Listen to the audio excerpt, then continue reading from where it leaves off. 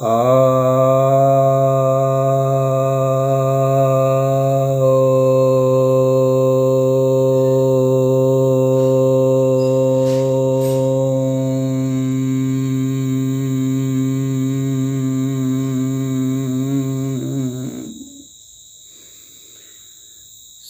भक्तजनों को सप्रेम नमन। भक्तों, आज आपकी कुछ जिज्ञासाओं पर समाधान लेकर आया हूँ। तो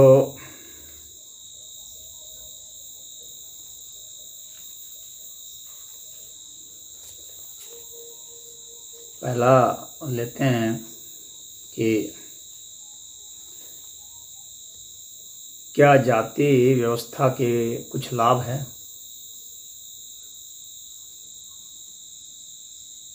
यदि हाँ, तो आप जाति व्यवस्था को खत्म करने की बात क्यों करते हैं?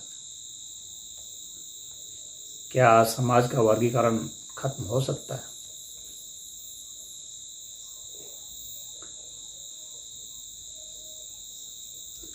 देखिए,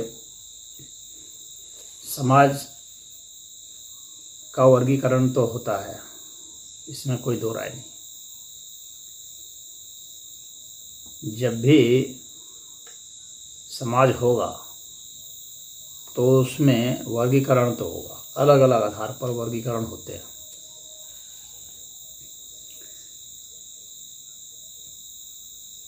कोई किसी खेल की टीम का सपोर्टर हो गया तो उसका भी वर्ग बन जाता है।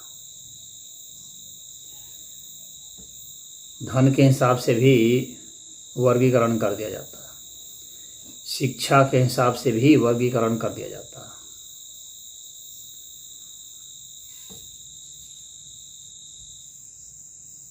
फैन के सपोर्टर के हिसाब से भी वर्गीकरण हो जाएगा,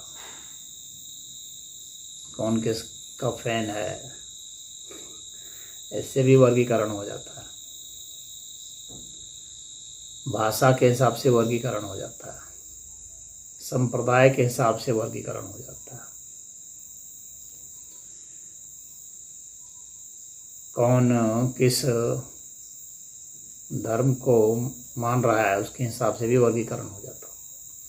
कौन किसका भक्त है उसके हिसाब से भी शैव है, शाक्त है, वैष्णवी है, तो वर्गीकरण हो जाता है। तो यह बात तो सच है कि चाहे वो कहीं का भी समाज हो, अमेरिका का हो, इंग्लैंड का हो, ऑस्ट्रेलिया का हो, रूस का हो, फ्रांस का हो, हर जगह वर्ग हैं। हर जगह समाज का वर्गीकरण है, कोई ग्रुप न है। तो उसी तरह से भारत के भी समाज में वर्गीकरण है। तो यह एक सामान्य सी बात है, प्रक्रिया है, और उस वर्ग के तहत जाति व्यवस्था की बात है। आजीविका के हिसाब से यह जाति व्यवस्था है,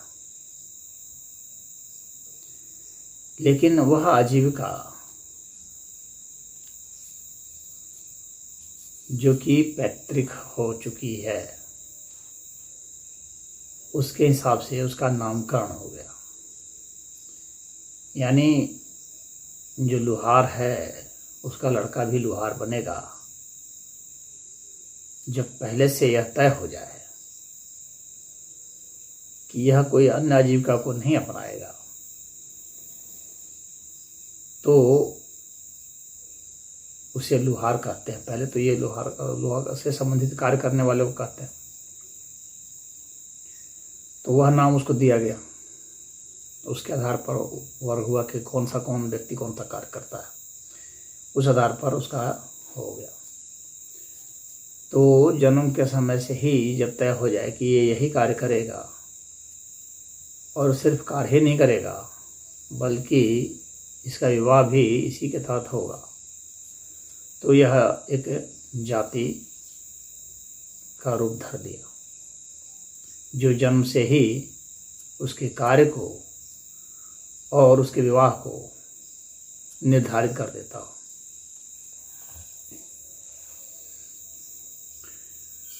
इसके कुछ फायदे तो अवश्य ही हैं।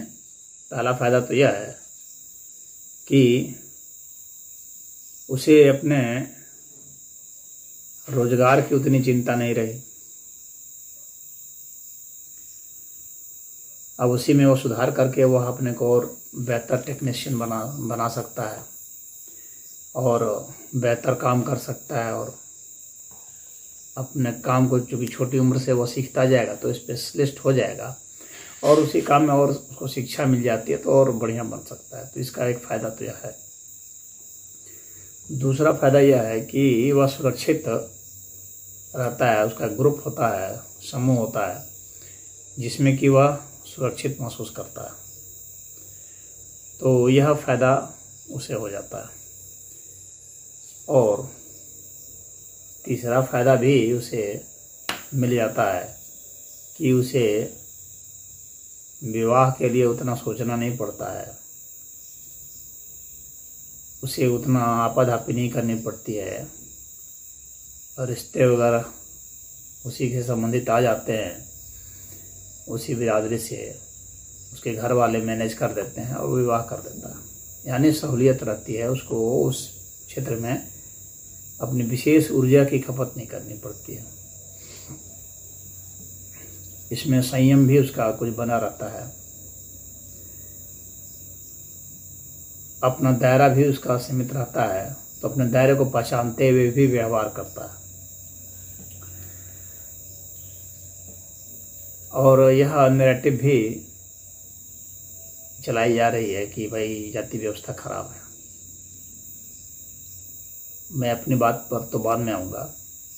तो अब जो धर्मांतरण ग्रुप है उसको यह व्यवस्था अच्छी नहीं लगती है, क्योंकि उसको तोड़ना काफ़ी कठिन मालूम पड़ता है, क्योंकि जाति से बहिष्कृत करने का खतरा रहता है। इसलिए कोई सनातन धर्म को छोड़ करके अन्य धर्म को नहीं अपनाता जल्दी।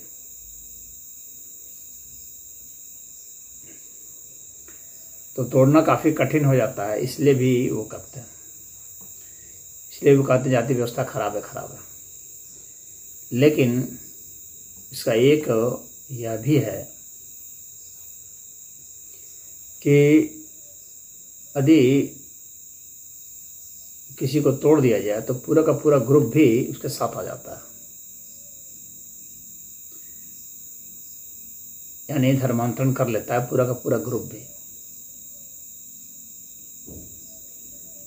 यह भी एक खतरा, बड़ा खतरा तो बना रहता है।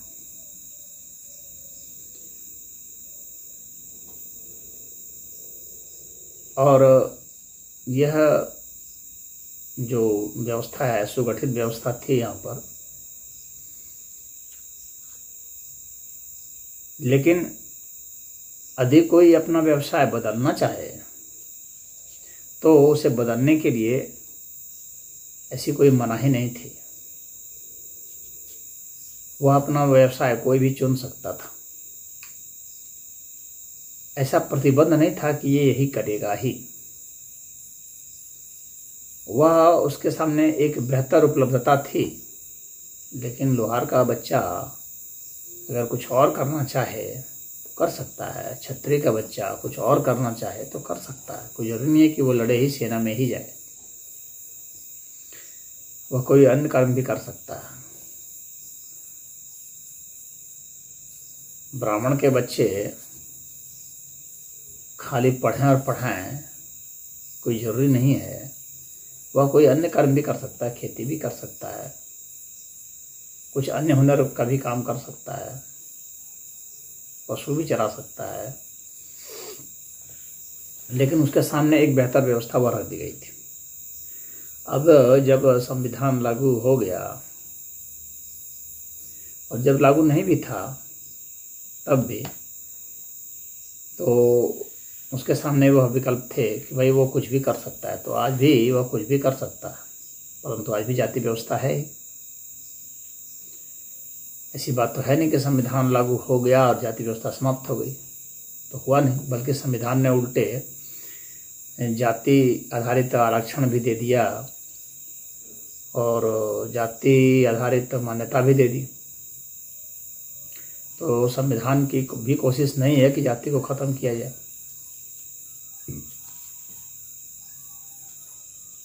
तो जाति अगर बहुत बुरी थी तो डॉक्टर भीमराव अंबेडकर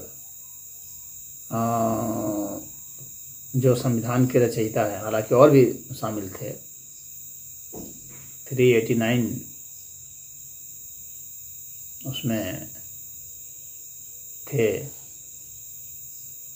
अगर मैं गलत नहीं हूँ संख्या में तो और भी मेंबर थे, लेकिन वो तो मुख्य भूमिका में तो डॉक्टर भीमराव अंबेडकर थे। डॉक्टर राजेंद्र प्रसाद थे जो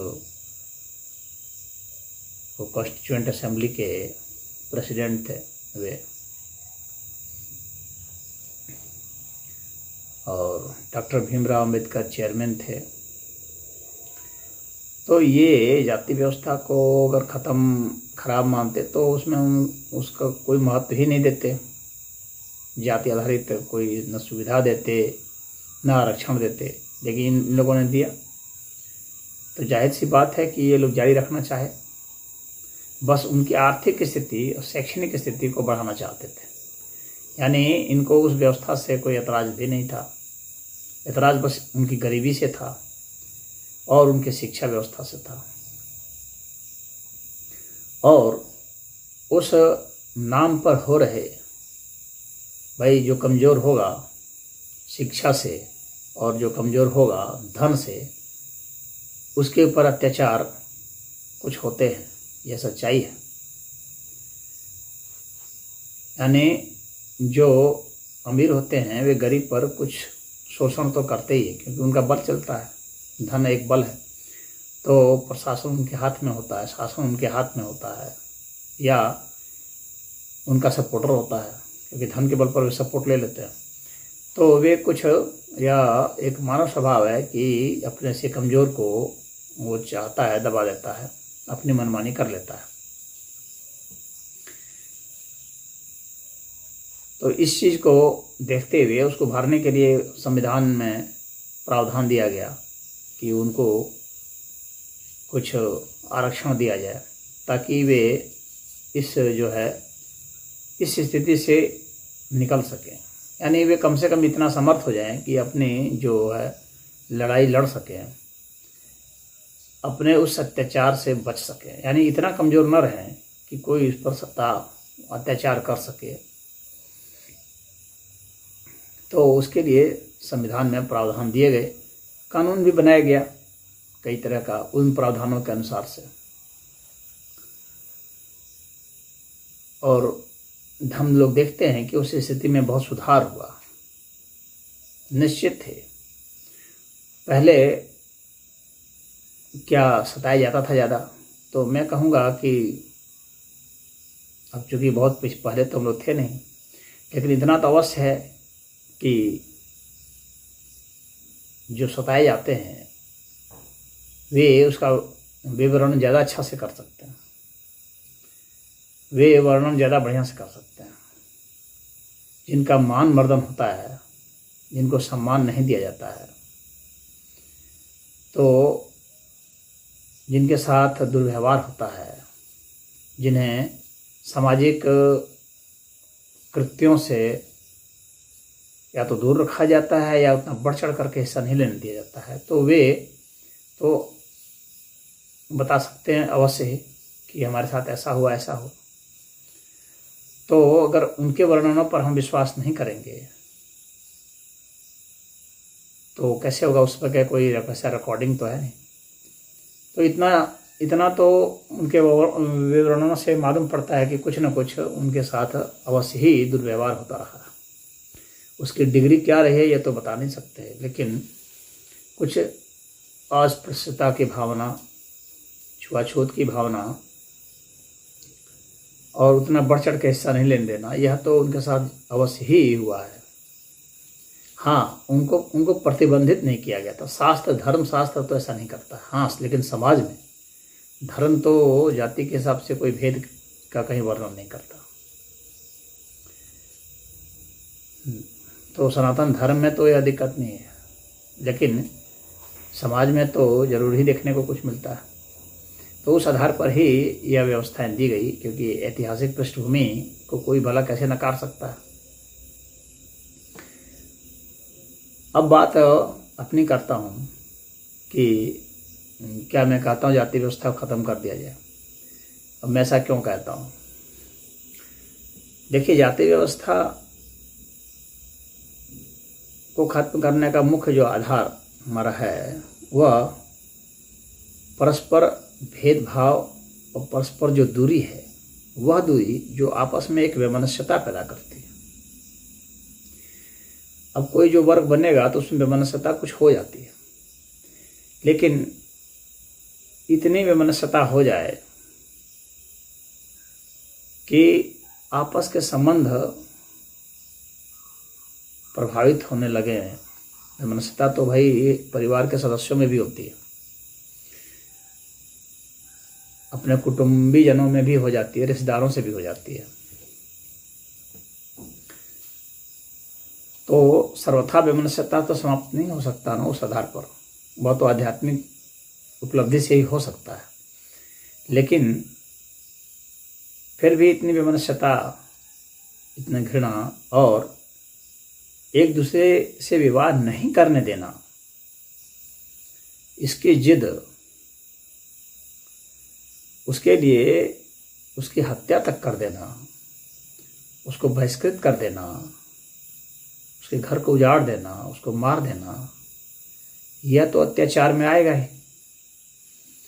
तो यह तो अवश्य खत्म होना चाहिए। अब कुछ लोगों को लगता है कि अगर जाति व्यवस्था खत्म हो जाएगी, तो अगर खत्म कैसे होगी? भाई विवाह ही इसका मुख्य आधार है। यदि वैवाहिक व्यवस्था समाप्त हो जाए, यानी जो वैवाहिक प्रतिबंध है, एक जाति के लोग एक जाति में ही शादी कर रहे हैं, इसलिए वह जाति बरकरार है सिर्फ विवाह के कारण, क्योंकि आजीविका वाली बात तो है नहीं।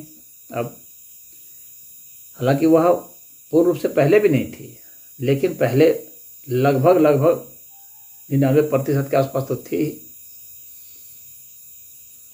कुछ लोग अपवाद स्वरूप दूसरे जाति के कर्म को भी अपना लेते थे, वह बात दूसरी है।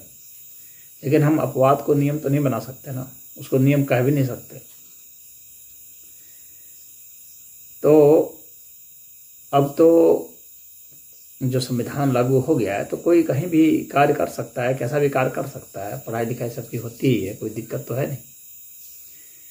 और विवाह करने के लिए भी संविधान हम लोग को इजाज़त देता ही है, किसी से कोई विवाह कर सकता है। लेकिन यहाँ ऑप्शनल है कि आप चाहे तो कर सकते, चाहे नहीं कर सकते हैं। परंतु यह नियम कानून तो संविधान की तरफ से है, लेकिन समाज के भी अपने एक नियम होते हैं। तो उस नियम के तहत यह है कि लोग अपने ही जाति में विवाह कर रहे हैं, इससे उनकी जाति बरकरार है।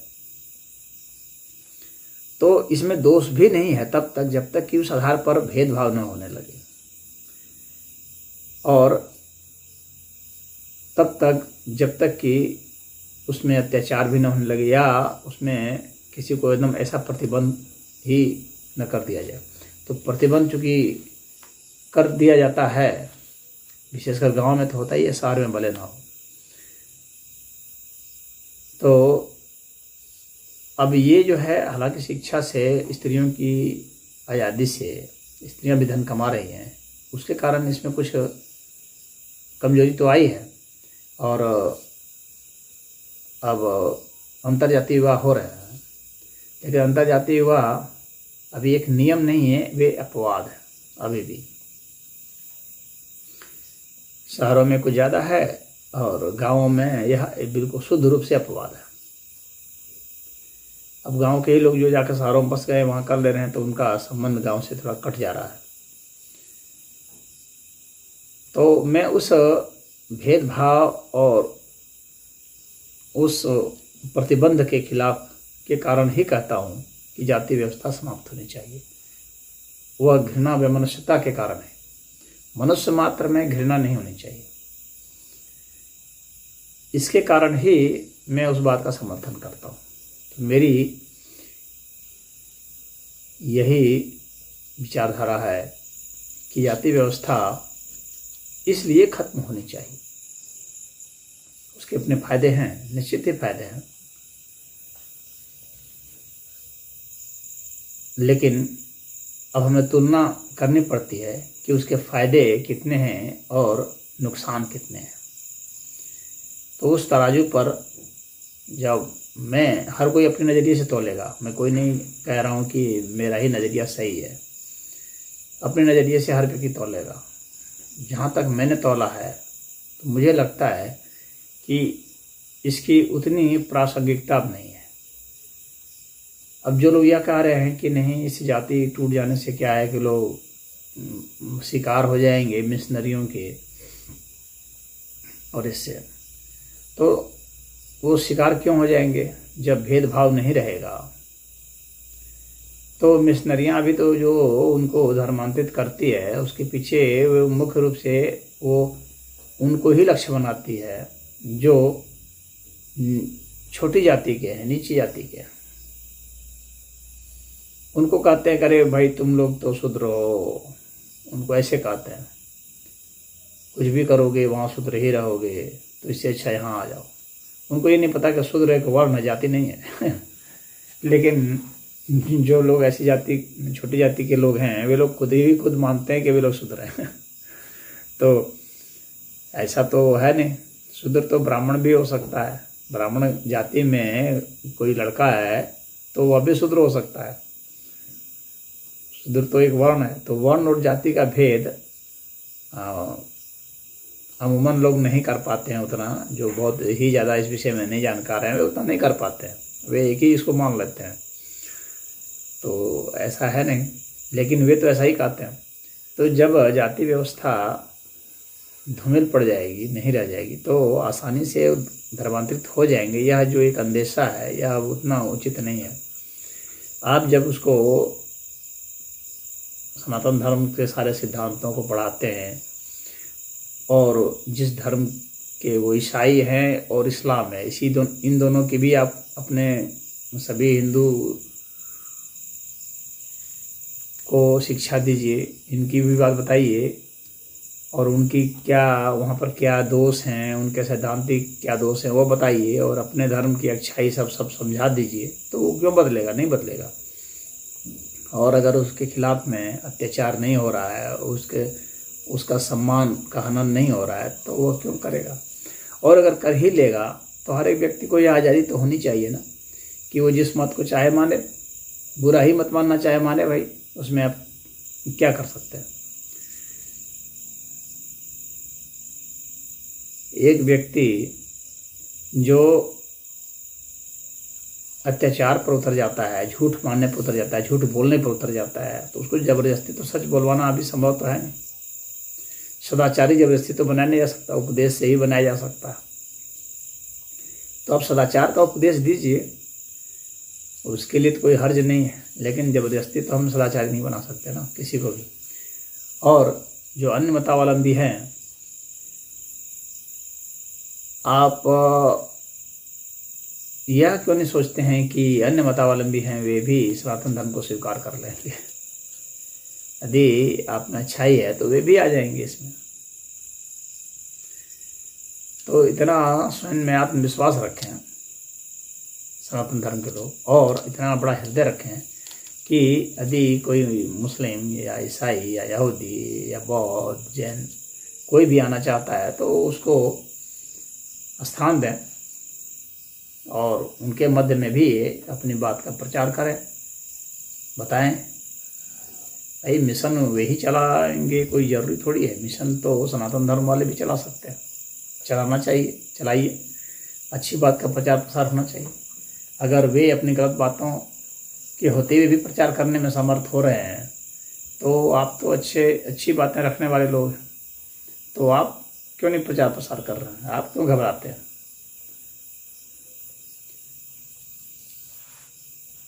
तो इसमें इतना ही है। मैं इसी कारण से कहता हूँ कि विवाह का जो बंधन है, मैं उसकी बात कर रहा हूँ, विवाह का जो प्रतिबंध है उसको तोड़ देना चाहिए। यह मेरा कहना है। उसको यह नहीं कहना चाहिए कि भाई आपको नहीं ही करने देंगे। और कानूनी रूप से यह तभी संभव है, जाति व्यवस्था को ख़त्म करना आदि है तो अंतर्जातीय विवाह को कंपलसरी किया जाए, तो यह है। लेकिन अब इसमें अब कंपलसरी करने का मेरा मतलब यह नहीं है कि जो अपने ही उसमें करना चाह रहे हैं तो उनका प्रेम विवाह, अगर वो अपने में ही कोई प्रेम विवाह कर रहा है तो उसको रोक दिया जाए, नहीं तो वह फिर एक दूसरा अत्याचार हो जाएगा। तो उस अत्याचार से भी बचना है। आज़ादी होनी चाहिए मनुष्य को कि वो उसमें चाहे कर ले चाहे उसमें कर ले, और उसमें कोई रोक टोक नहीं होना चाहिए, प्रतिबंध नहीं होना चाहिए। मेरे कहने का तात्पर्य है। ओम।